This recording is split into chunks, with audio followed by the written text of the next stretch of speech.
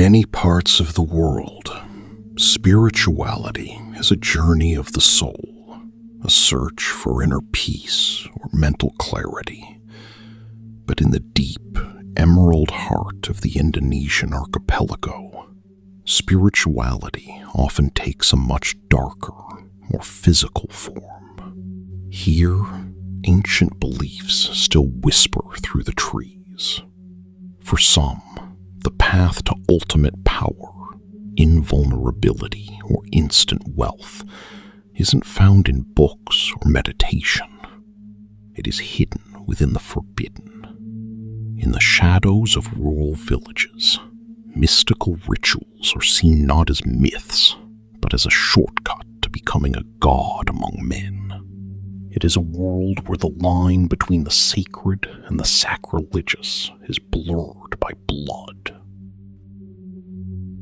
In this land, magic isn't just a trick of the mind, it's a transaction, and some are willing to pay the highest price imaginable to gain Kesaktian, the legendary invincibility.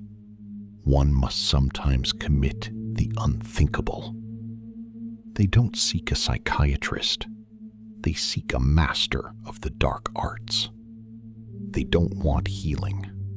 They want hunger. Tonight, we journey back to the year 2003, to a quiet, fog-covered village in central Java called Purbalingga, a place that would soon be etched into the nation's nightmares, not because of a ghost or a demon, but because of a man. A man who believed that the secrets of the universe were not written in the stars, but were hidden within the flesh of the dead. This is the story of a young man named Sumanto, and the ritual that made the world scream. Welcome to VOID Nusantara. Let the ceremony begin.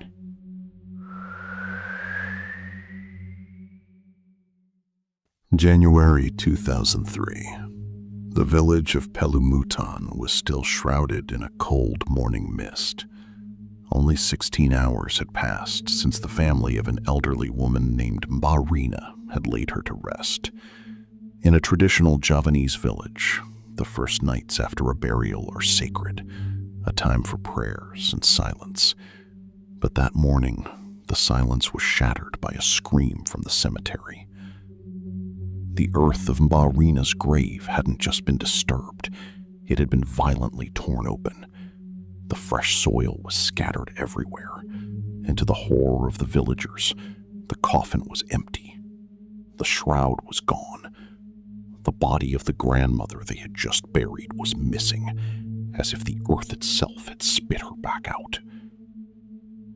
Panic turned into a grim investigation.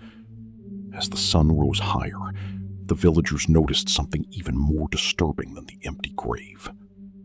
A trail of small, torn pieces of white burial shroud, the kind coffin, snagged on thorns and scattered along the muddy path leading away from the cemetery.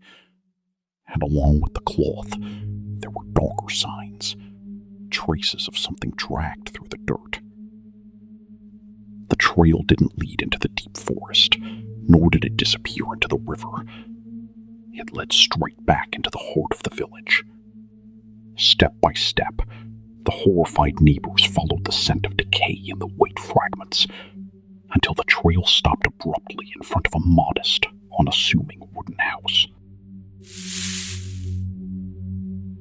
The villagers stood in stunned silence. This wasn't the lair of a monster from a legend. It was the home of a man they saw every day, a neighbor, a man named Sumanto. As they approached the door, the smell of something being cooked wafted through the air, a heavy, sweet, and sickly scent that no one could recognize. They had no idea that inside those walls, the laws of God and man had already been consumed. When the authorities finally entered that house, they didn't find a man in a state of panic. They found Sumanto sitting calmly in the shadows.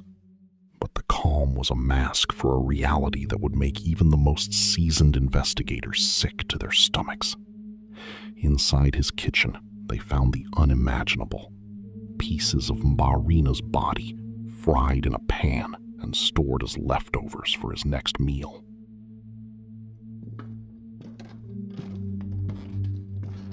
Sumanto didn't deny it. In fact, he spoke with a chilling honesty that defied human logic. He wasn't doing this out of hunger for food, but out of a hunger for kesaktian, ultimate mystical power. Years ago, while working in Lampung, a spiritual master had given him a dark mandate. To become invincible, to gain the power of invisibility, he had to consume the flesh of 7 human beings. Marina was his third victim, but she wasn't the first. Sumanto confessed to the authorities that his ritual had begun long before he returned to Java.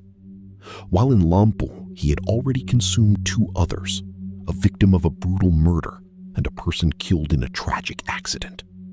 To Sumanto, these weren't people anymore. They were ingredients for his ascension. They were the price of his soul. But perhaps the most terrifying part was how he described the taste. Sumanto didn't see himself as a monster. He saw himself as a connoisseur of the forbidden. He told investigators that human flesh had a distinct, sweet flavor. He compared it to beef or water buffalo, but with an aroma so unique and addictive that it stayed with him. He spoke about the texture and the richness of the meat, as if he were describing a gourmet meal, casually mentioning how he preferred it fried to accompany his rice. In his mind, there was no sin. There was only the ritual.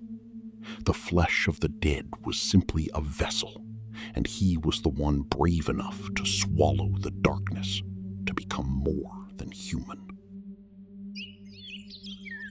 When the world heard the details of Sumanto's confession, they expected a life sentence, or even the death penalty. But this is where the story takes a bizarre legal turn. In 2003, the Indonesian criminal code had a massive loophole. There was no specific law against cannibalism. To the law, Sumanto wasn't a monster who consumed the dead. He was simply a thief.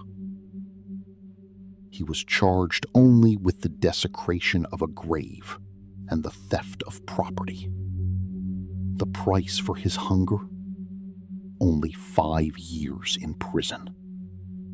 A sentence that shocked the international community. But for Sumanto, it was a time of isolation, far from the sugar fields and the dark rituals that had consumed his mind.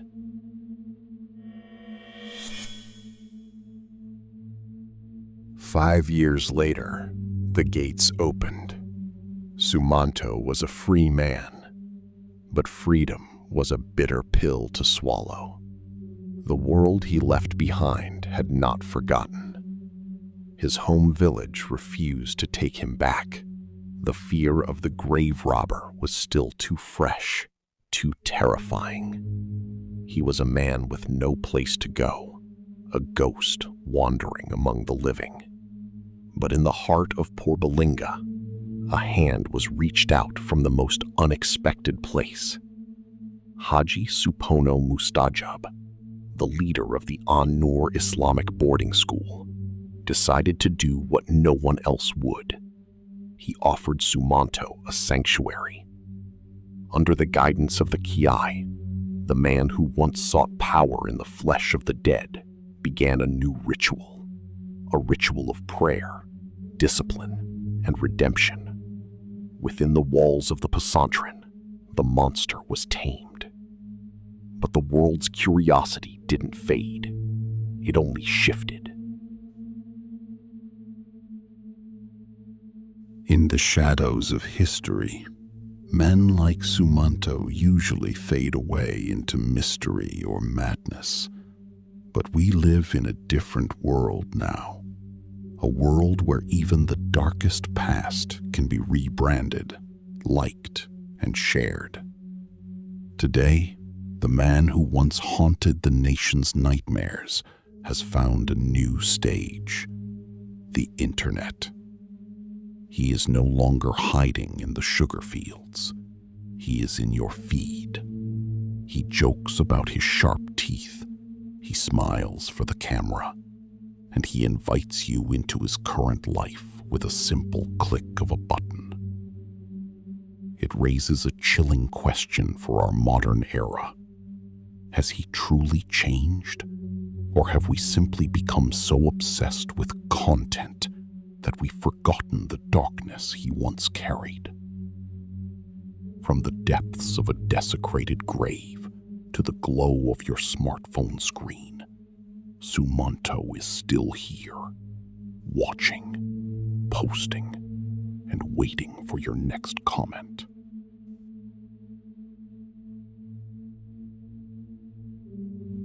Thank you for venturing into the void with us.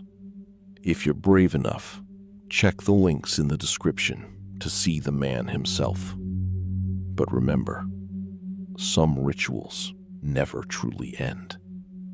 Stay safe and stay curious. This is VOID Nusantara. Goodbye for now.